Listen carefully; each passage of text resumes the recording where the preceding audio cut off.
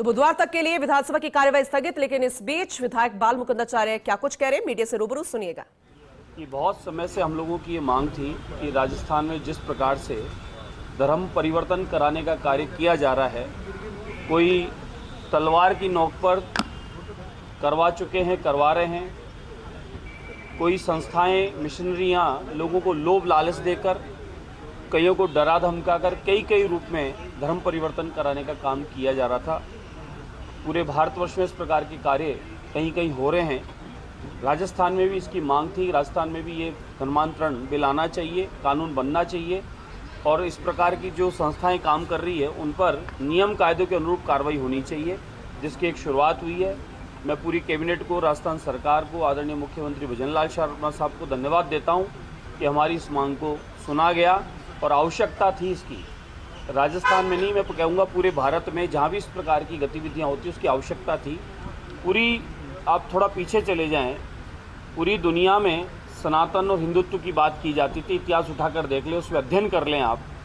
आज पूरी दुनिया की बात छोड़े, भारत में भी क्या स्थितियाँ उत्पन्न कर दी जा रही है कि किस प्रकार से धर्म परिवर्तन किया जा रहा है।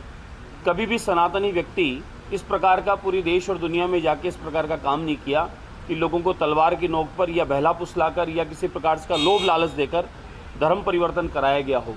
भारतवर्ष का कोई भी व्यक्ति या सनातनी कोई ऐसा काम नहीं किया, लेकिन भारत में इस प्रकार की कई एजेंसियां, कई संस्थाएं भोले भाले लोगों को किसी प्रकार से गुमराह करके और ऐसा काम करती है, या लोभ लालच देकर या डरा धमकाकर।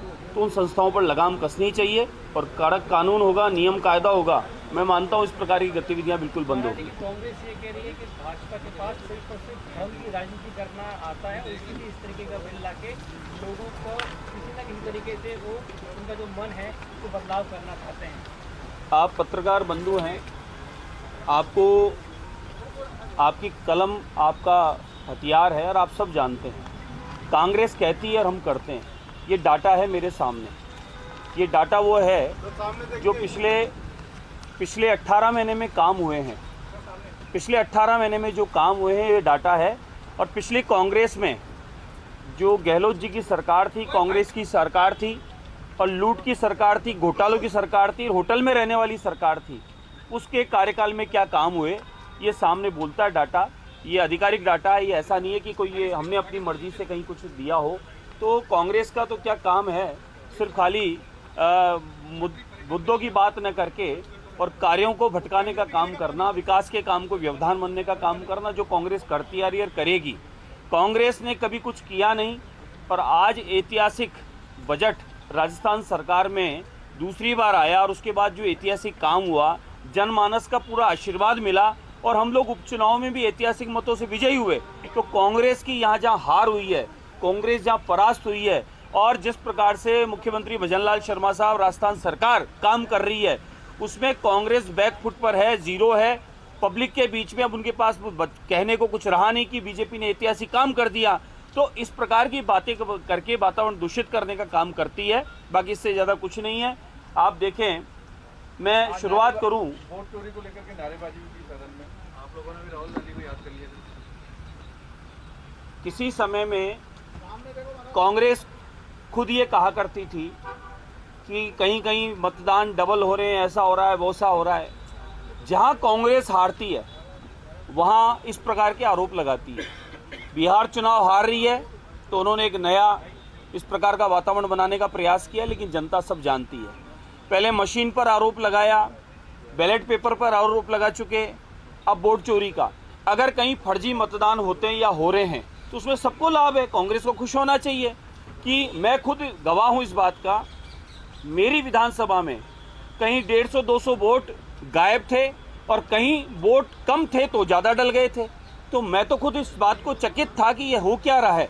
तो कहीं ना कहीं फर्जी मतदान होना ये गलत है और इस प्रकार से सभी को कहीं ना कहीं नुकसान लाभ मिलता था। तो ये सभी के लिए बराबर सी बात है, इसमें सहयोग करना चाहिए।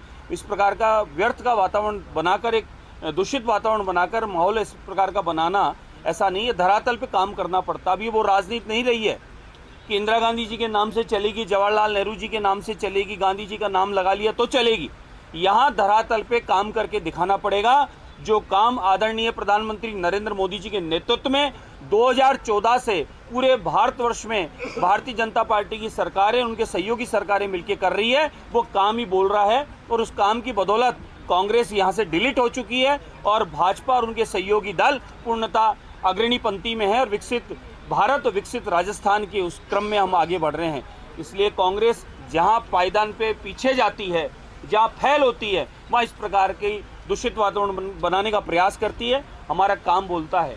या पत्रकार बंधुओं को भी मैं एक कॉपी देना चाहूँगा कि आप आकलन कर लीजिए कि हमारे समय में एक छोटा सा उदाहरण है, खेतों पर तारबंदी 254 लाख मीटर, ये 18 वर्ष का हमारा कार्यकाल है। कांग्रेस का 4.10 मीटर और पूरे 5 साल में 113 लाख के अनगिनत है साहब कांग्रेस का।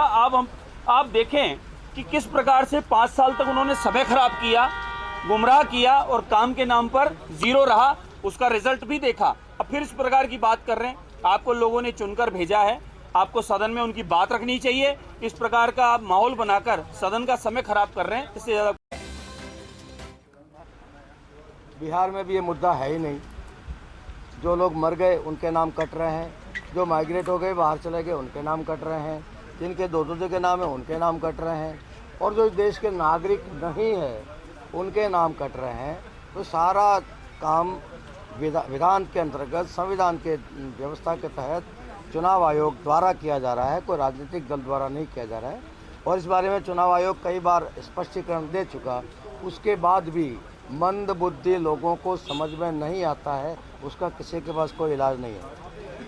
कांग्रेस राहुल गांधी के नेतृत्व में कोई काम की बात, कोई विशेष गंभीर मुद्दा उठा ही नहीं पाते, क्योंकि बड़ा मुद्दा, गंभीर मुद्दा उठाने के लिए अध्ययन करना पड़ता है, होमवर्क करना पड़ता है, मेहनत करनी पड़ती है। वो उनके बस का रोग नहीं है, न उन्हें करना आता है न वो कर सकते हैं। और इसलिए ऐसे छोटे मोटे मुद्दे उठा के जैसे तैसे करके लोकप्रियता प्राप्त करने की वो कोशिश कर रहे हैं, वो भी नाकाम हो रही है। और जब ऐसे मुद्दों में, कमज़ोर मुद्दों पे वो पिटते हैं, तो आखिर में जाके वो गालीबाज बन जाते हैं और बदतमीजी पर आ जाते हैं।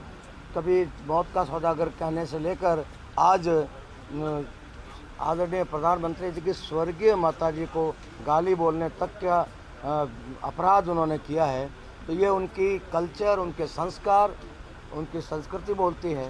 अब ईश्वर करे वैसे संस्कार और किसी बच्चों को नहीं दे कोई माँ, पर मेरी उनके प्रति सहानुभूति है। लेकिन बहुत गलत कर रहे हैं वो। देश की राजनीति को एक जो ऊंचाई मिली हुई थी उसको वो नीचे गिराने का प्रयास कर रहे हैं। देश में जैसे इटली में है, इटली में जैसा अराजकता का माहौल है, वैसा का वैसा माहौल, माफिया राज और अराजकता का माहौल भारत में बनाने का प्रयास माँ, बेटा और बेटी तीनों मिलकर कर रहे हैं। वो बिल्कुल निंदनीय है। देखिए, मुख्य सचेतक